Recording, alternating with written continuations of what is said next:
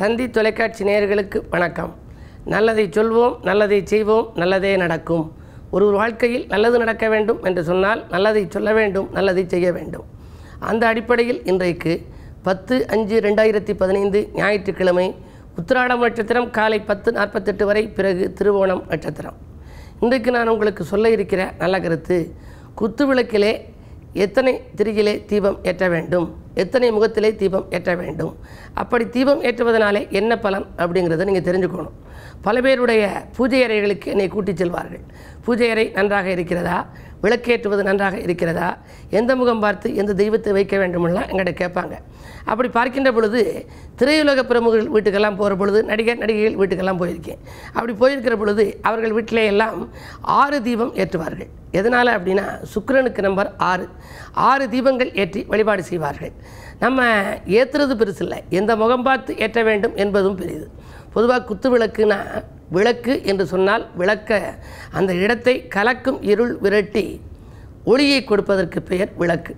கண்ணதாசன் சொல்வார், விளக்கிருக்கும் இடமனைத்தும் வெளிச்சம் வரும் என்றாலும் விளக்கின் கீழ் இருட்டு வீடு கட்டி கொண்டிருக்கும் அப்படிம்பார்.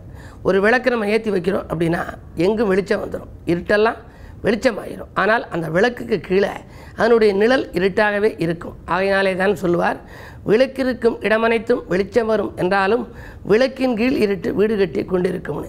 நம்முடைய வாழ்க்கையிலே கலக்கம் வரும் பொழுதெல்லாம் விளக்கு ஏற்றி வழிபாடு செய்ய வேண்டுமாம். அதனாலே தான் தீபம் ஏற்றி வழிபாடு செய்தால் பாவம் அகலும் என்று சொல்கிறார்கள். நம்ம வீட்டில் குத்து விளக்கில் எண்ணெய் வைத்து அதில் ஏற்றுகின்றோம். அப்படி ஏற்றுகின்ற பொழுது ஒரு முகமாக ஏற்றி வழிபட்டால் ஓரளவு பலன் கிடைக்கும். ஒரு முகத்துக்கு நம்ம திரிப்போட்டு ஏற்றுறோம் அப்படின்னா மத்தியமான பலன் கிடைக்கும். ஜோடியாக 2 முகத்துக்கு தீபம் ஏற்றுறோம் அப்படின்னா 2 முகத்துக்கு ஏற்றினால் என்ன ஆகும் அப்படின்னா, இல்லறத்திலே ஒற்றுமை ஏற்படும். கணவன் மனைவிக்குள்ளே சச்சரவுகள் ஏற்படாமல் ஒற்றுமையாக இருக்க வேண்டும் என்றால் 2 முகத்துக்கு தீபம் ஏற்ற வேண்டும். அதே நேரத்திலே 3 முகத்திலே தீபம் ஏற்றுவது என்பது முன்னேற்றத்துக்கு வித்திடும். குழந்தை செல்வம் இல்லாதவர்களுக்கெல்லாம் பிள்ளைப்பேறு வழங்குகிற ஆற்றல் இந்த 3 முக தீபத்திற்கு உண்டாம். 4 முகத்துக்கு தீபம் இட்டால் பூமி சேர்க்கை உண்டு. நீண்ட நாட்களாக இடம் வாங்கவில்லை, பூமி வாங்கவில்லை, எத்தனையோ முறை பேசி விட்டு போகிறது, எங்களுக்கு எப்பொழுதுதான் சொந்த வீடு கிடைக்கும் என்றெல்லாம் சொல்கிறார்களே, அவர்கள் 4 முக தீபம் ஏற்ற வேண்டும் என்று சொல்கிறார்கள். அதே நேரத்தில் 5 முகத்துக்கும் தீபம் ஏற்றினால் லட்சுமி கடாட்சம் உண்டாகும். வருவாயே லட்சுமியே வந்தருள்வாயே, வரந்தருவாய் லட்சுமியே வரந்தருவாயே என்று ஒரு பாடல். அந்த பாடலையெல்லாம் நாம் சமயமாலை என்று படிக்கின்ற பொழுது 5 முகத்திலும் தீபம் ஏற்றி படித்தால் அருள் தரும் லட்சுமி இல்லத்திற்கு வருவாள். ஐஸ்வர்ய லட்சுமியை வரவழைக்க வேண்டும் என்றால் 5 முகத்துக்கும் தீபம் ஏற்ற வேண்டும் என்று சொல்கிறார்கள்.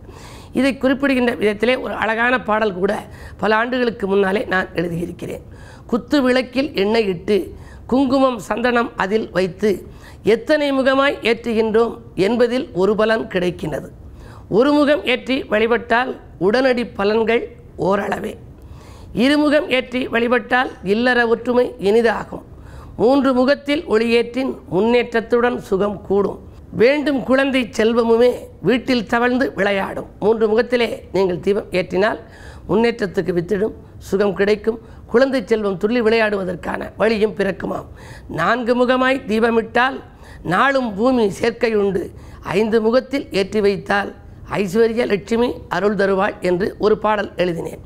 பொதுவாக எத்தனை முகம் நாம் ஏற்றினாலும் எந்த முகம் பார்த்து ஏற்றுவது என்பது பலருடைய கேள்விக்குறியாக இருக்கிறது. கிழக்கு முகமாக ஏற்றினால் துன்பங்கள் விலகும், துன்பங்கள் எல்லாம் தூளாகி செல்லும் என்று சொல்வேன். கிழக்கு முகமாக தீபம் ஏற்றினால், மேற்கு முகமாக ஏற்றினால் பகை அதிகரித்து விடுமாம். வடக்கு முகமாக ஏற்றினால் திரண்ட செல்வம் வரும். தெற்கு முகமாக ஏற்றுவது அவ்வளவு நல்லதல்ல.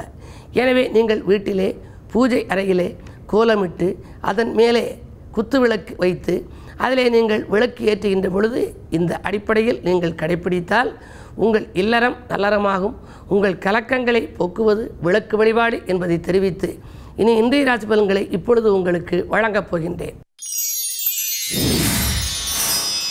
மேசராசி நேயர்களே, நண்பர்களால் நல்ல காரியம் நடைபெறுகின்ற நாள் இந்த நாள். நகை வாங்குவதிலே கொஞ்சம் ஆர்வம் காட்டுவீர்கள். ராசிநாதன் செவ்வாய் 2ஆம் இடத்தில் தனஸ்தானத்தில். பணப்புழக்கம் அதிகரிக்கும். செய்தொழிலே லாபம் கிடைக்கும்.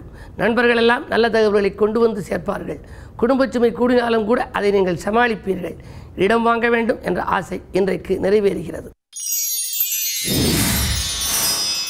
ரிஷபராசி நேயர்களே, தொட்டது துலங்கும் நாள். தொகை கேட்ட இடத்திலிருந்து கிடைக்கும். சுக்கிரபலம் நன்றாக இருக்கிறது. சுக்கிரனும் புதனும் பரிவர்த்தனை யோகத்தோடு இருக்கிறார்கள். அதே நேரத்தில் விரையாதிபதி செவ்வாயும் உங்கள் ராசியில் சஞ்சரிக்கின்றார். விரயத்திற்கேற்ற வரவு வந்து கொண்டே இருக்கும். இன்றைக்கு நீங்கள் எதை செய்ய வேண்டும் என்றாலும் பணத்தை வைத்துக்கொண்டு செய்ய வேண்டியதில்லை. காரியத்தை தொடங்கினால் காசு பணம் தானாகவே கைகளில் புரளும்.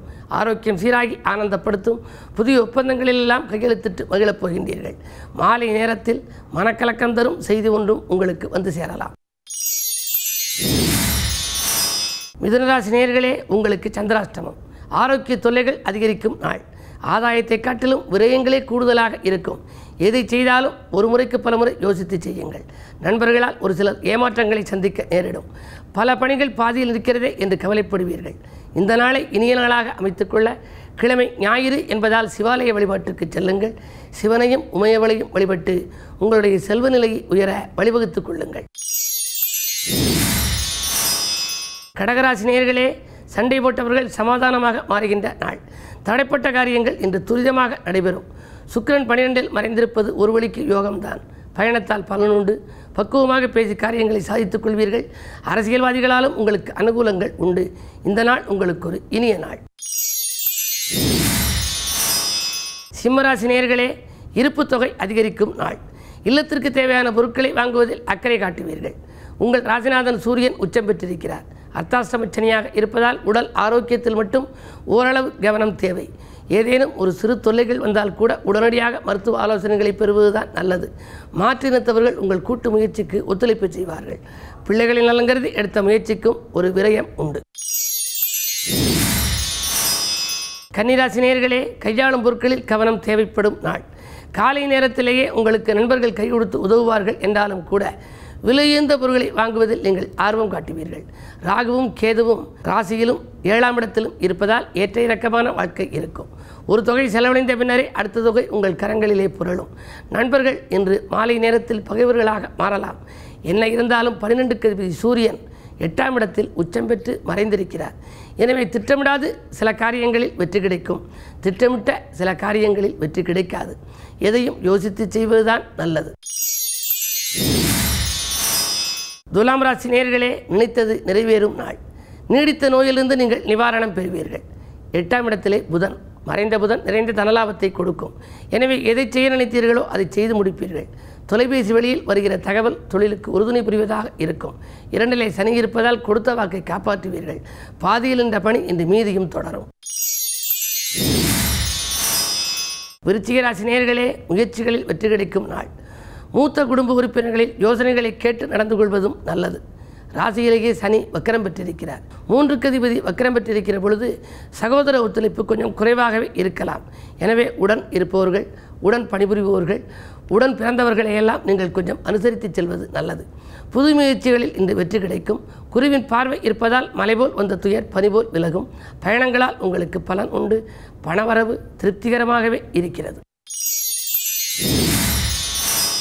தனுசு ராசி நேயர்களே, அருகில் இருப்பவர்களை அனுசரித்து செல்ல வேண்டிய நாள். சலுகைகள் கிடைப்பதில் கொஞ்சம் தாமதம் ஏற்படலாம்.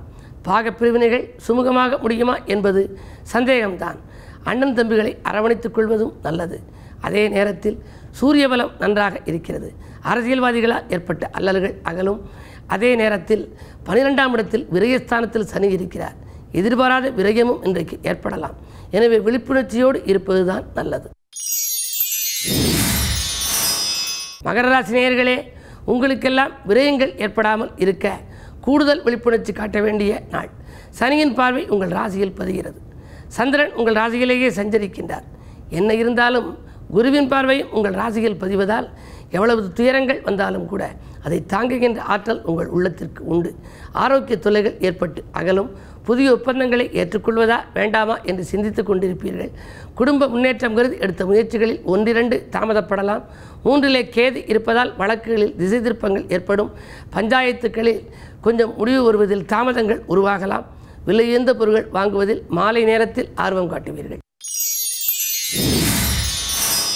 கும்பராசி நேயர்களே, உடலில் இருந்த நோய் ஓடி ஒழியும் நாள். நேற்று வரை உடலில் இருந்த நோய் இன்று ஓடி ஒழியலாம். அதாவது மருத்துவ செலவுகள் குறையும். உள்ளம் மகிழும் சம்பவங்கள் இல்லத்தில் நடைபெறப் போகிறது. பணவரவு திருப்திகரமாகவே இருக்கிறது. செய்தொழிலில் லாபம் கிடைக்கும். ஞாயிற்றுக்கிழமை என்பதால் இன்றைக்கு பயணங்களில் நீங்கள் ஆர்வம் காட்டுவீர்கள். உங்கள் ராசிநாதன் சனி வக்ர இயக்கத்தில் இருக்கிறார். தொழில் மாற்று சிந்தனைகள் மேலோங்கலாம். புதிய ஒப்பந்தங்கள் வருவதை கூட நீங்கள் ஏற்றுக்கொள்வதா வேண்டாமா என்று யோசித்துக் கொண்டிருப்பீர்கள். நண்பர்கள் நண்பகலுக்கு மேல் நல்ல தகவல்களை கொண்டு வந்து சேர்க்கப் போகின்றார்கள். மீனராசினியர்களே, இனிய வாழ்வில் ஏற்பட்ட இடையூறுகள் அகலும் நாள். இந்த நாள் உங்களுக்கு ஒரு இனிய நாள். நண்பர்கள் நல்லவிதமாக ஒத்துழைப்பு செய்வார்கள். வாங்கல் கொடுக்கல்கள் ஒழுங்காகும். விஐபிக்கள் வீடு தேடி வந்து உதவிக்கரம் நீட்டப் போகின்றார்கள். பயணங்களால் பலன் கிடைக்கும். விலையுயர்ந்த பொருட்களை வாங்குவதில் ஆர்வம் காட்டுவீர்கள். இந்த நாள் உங்களுக்கு ஒரு இனிய நாள். மேலும் விவரங்கள் அறிய தினத்தந்தி படியுங்கள்.